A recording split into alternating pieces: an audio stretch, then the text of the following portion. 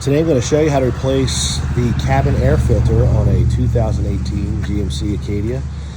Even though that you might not have this car, it's pretty much a similar process in the meantime. First thing you need to do, look up the make and model of your car. If you go to the auto parts store, they have a book where you can check it out and you get your part, and I'm going to show you kind of how to replace it. Keeps your cabin clean. You should replace it every so often. They do get nasty a little bit in there. Almost all vehicles' cabin filter can be found behind your glove box. So go into your glove box, empty it with all this stuff. Clean all this out so we can kind of take it away. It's much easier to do it this way. There's a couple pins here. You see these little pins back here? You have one on each side here. And the idea behind it is usually you got to pop it. If you look down here, there's a little piston here too that holds. So we need to pop this piston off as well. Now there's a little nub here, and you literally just pop it off like that, and you get the piston out of the way. This is where you push this side in. Then you do the same thing over here.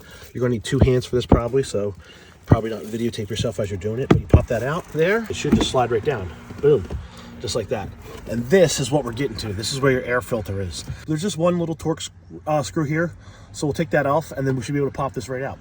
This is a Torx T20 extended screwdriver. I picked this thing up forever ago. I think this thing's got to be at least 20 years old. And I can't tell you how many random things I've ended up using this for on a car. If you happen to come across one, get it.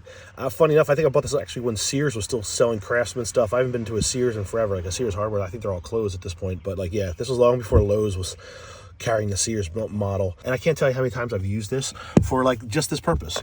A random bolt on a car that happens to be this size. For some reason, T20 seems to be like the standard I've come across forever. I've had Jeeps, I've had GMCs, I've had Chevrolets.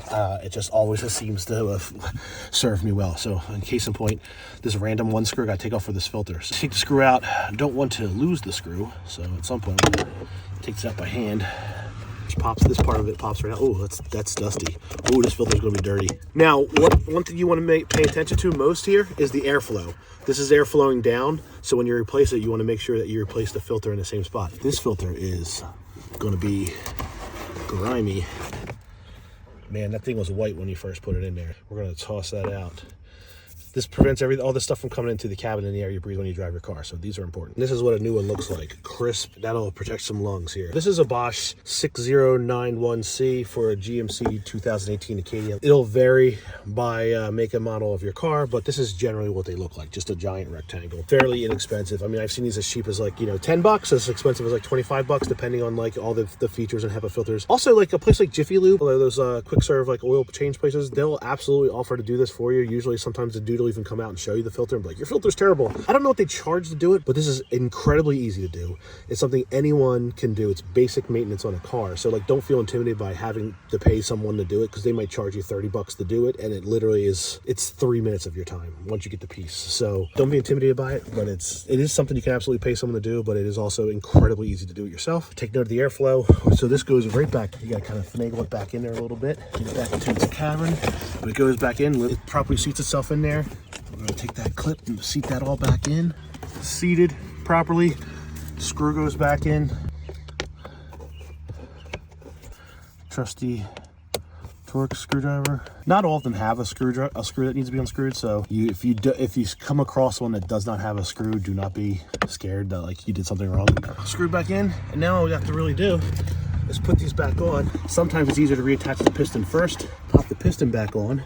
You hear it snap, and you push everything back, and you hear it all pop back in.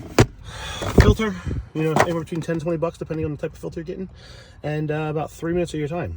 And it's really simple to do.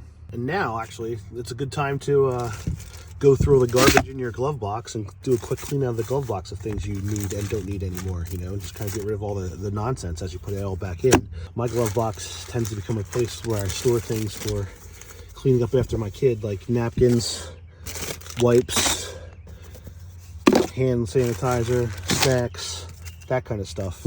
Here's a better look at the filter, the old filter.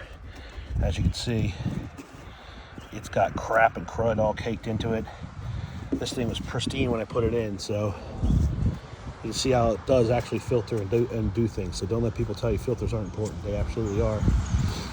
Especially if you're sensitive to allergies or allergens, this will definitely help you out as far as if you do a lot of traveling in your car and just kind of collects the crap. But yeah, there's definitely crud in there, so definitely check on these every once in a while. I kind of do them every 2 or 3 oil changes just to make sure, just kind of on pattern. certain things you do.